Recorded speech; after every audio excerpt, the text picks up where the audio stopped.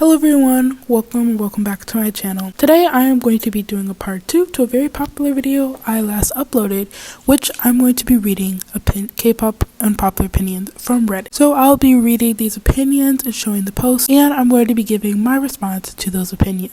So again, I hope you enjoyed the first part. I'll be linking in the card the first part if you want to watch that one as well, but I'm going to be doing new opinions this time and talking about those. Opinion number 1 states, I love auto-tune vocals. This is unpopular because people seem to complain about too much auto-tune in K-pop. The two examples that come to mind are Bon Bon Chocolat by Everglow and Lato by EXO. BBC is my favorite Everglow song and one of my favorite K-pop songs of all time, mostly due to the auto-tune vocals. I think a lot of people are turned off by auto-tune because they think it means that idols can sing. This might be the case if auto-tune was done in a way to smooth out the vocals without anyone noticing, but that's not the case with these songs. It is just a vocal effect. I definitely agree with this opinion to an extent. Yes, I do like vocals that are auto-tuned to add to the effect of the song. The person who wrote this failed to kind of address was the fact that sometimes in some songs the auto-tune just does not work out, where it is kind of trying to mask the voices of that singer, or they add too much auto-tune and it just ends up sounding weird. This example I could think of is in Lonely Street, where it's giving off that EDM vibe because that's Stray Kids thing, but at the same time I feel like it was added in a little too much where it made their voices sound distorted. So basically I like auto-tune, but in some songs it makes the song harder to listen to and it really doesn't fit the overall vibe that the song is trying to give off. Opinion number 2 says that older songs should not be remade by newer groups. I think this is unpopular because every time a new group remakes an old song, they get nothing but praise. But I think older songs should be left alone.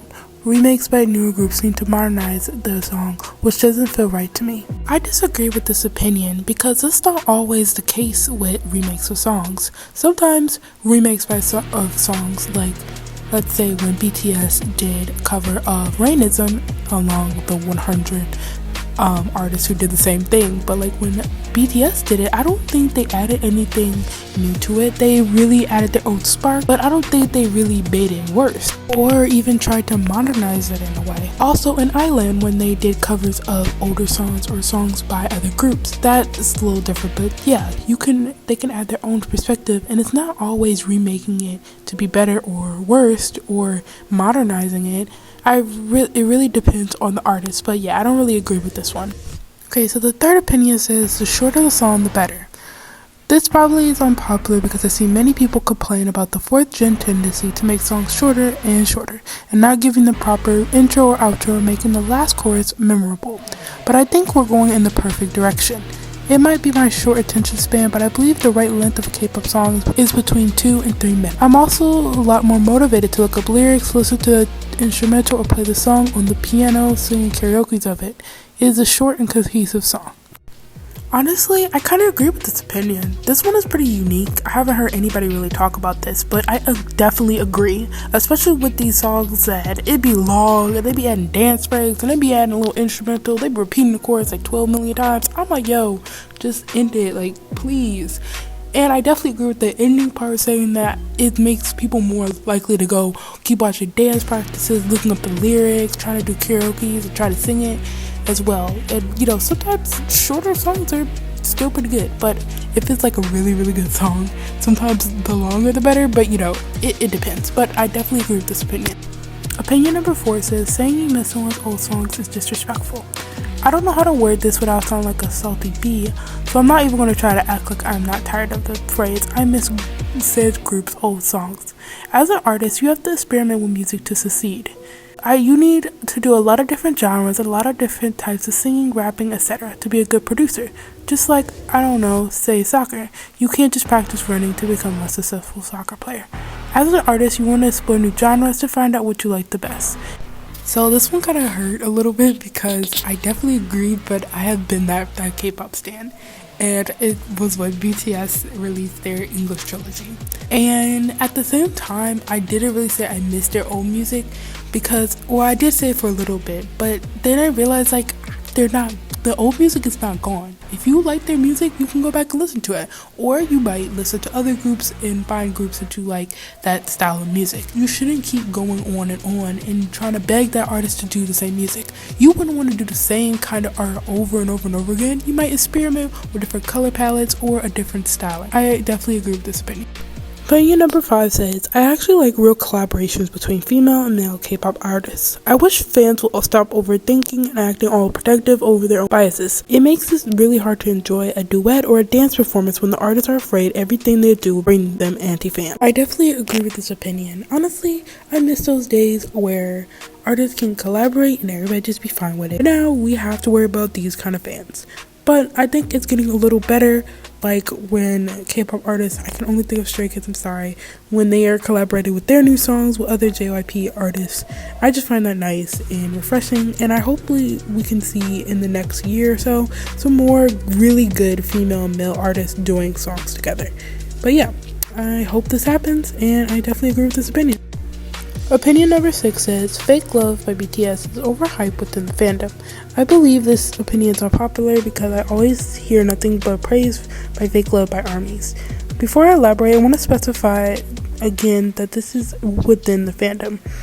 So the reason I believe this is because it is a good song. I think it's one of the more predictable, most memorable musically releases that BTS has released. Honestly, I would definitely agree. So I think this person goes on to say that they think that people also like this because it came after DNA, which wasn't as popular, and Black Hair BTS, which, duh. And I also think I want to add in that I think it's because of the music video that really shaped also them coming more into the US and becoming internationally known. But yeah, with all that aside, if we really look at the song, musically, yes, it was very game-changing in K-pop, but at the same time, it really died out because more songs after that had came out that were more sound musically. But I really do enjoy Fake Love sometimes, and it's more like a throwback, but I don't really listen to it on a regular basis, and I definitely 100% agree that it's overhyped. It's definitely not their best song, but it was really good for that time. Unpopular opinion number 7 says that K-pop idols are not the people we see them as. They're acted characters. These people are performers. They get paid to perform fan service, to hug on variety shows, to play the leader/maknae, and to be quirky or one of the serious ones. I love K-pop and I have a lot of biases, but I think a lot of people need to realize that their idols are essentially characters and that those glimpses into their private lives are like, oh no, you filmed me in my hotel room, how embarrassing. Let's put it on the internet anyway, are 100% planned because that's what gets them exposure and money. I respect them a lot as performers and I love my biases like I love my TV character. Man, this one hurts, but yes, totally. I would love to think that my favorite members, my biases, especially my old bias, are like that in real life. But no, I know there might be different, especially the ones I think I touched on another video that act like overly cute and stuff, and I'm like, bro, these are grown men. Obviously they're not probably like that in real life, but we have to realize this so that we can move on in life, because it's true. Same thing with other pop artists. They're struggling with real things that they cannot share online, and some of the things online are obviously not real.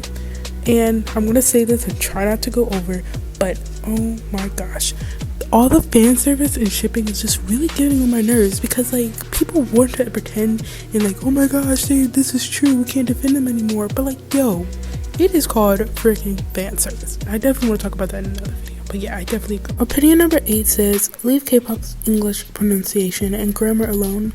I'm low-key getting annoyed at all the hate Korean idols get of their rapping and singing just because their English pronunciation and grammar isn't really fluent. I feel like this is unpopular given the amount of hate Korean idols get for improper English. I don't think English pronunciation or grammar should be a deciding factor of your opinion of a K-pop idol's skills or how good a song is. Your K-pop fans are legit incorporating more English because of their international fan base, to the point where they're releasing songs that don't have a lick of Korean in them. Oh my gosh, when I read the first sentence, I was like, yes, this needs to be said. Because a lot of Korean fans, not just about the pronunciation and songs, I didn't even care about that. When I saw this, I thought about just the things that people said and made jokes out of. I know there's some fandoms I know in Citizens as well as ARMY, I don't know about Blinks, but I know as Citizens Army love to make jokes about their groups. Their memes can be really funny, but at the times when they're like making jokes about even like how cute their English sounds, it's like, how would you like if you were learning a language and somebody said, oh, your Spanish sounds cute? Like, that's not really a compliment. It's kind of insulting a little bit. We're just, you know, like, okay, thanks. But yeah, let the members do it, but let's stop doing that in the fandom. It's just kind of weird. Kpop opinion number 9 reads, songs should contain less English phrases as more often than not, they're extremely cringe and bad. I believe this opinion is unpopular because the popularity of songs with either a lot of English phrases or straight up full English lyrics seems to be through the roof. I personally think that even though it's supposed to appeal to international fans, Koreans should, at least in their songs, stick to singing Korean if their English isn't that good.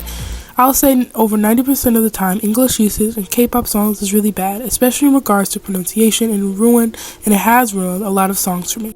Yep, I definitely agree with this opinion. So I think for me, I really don't like songs that have a lot of English lyrics, especially if it's like a sentence and most of it's in Korean and then Korean and the last word is in English, or just a random word in the middle of the sentence. It's just a little off-putting to me. I'm fine with like songs having a little bit of English in it, like maybe the chorus part is sung in English, and some of the best songs are like that in my opinion, but I think people should, or K-pop idols should kind of tone it down with the English unless they have a lot of English speakers in their group. Okay, so opinion number 10 says, I dislike NewJeans' debut songs and I don't understand the hype around them.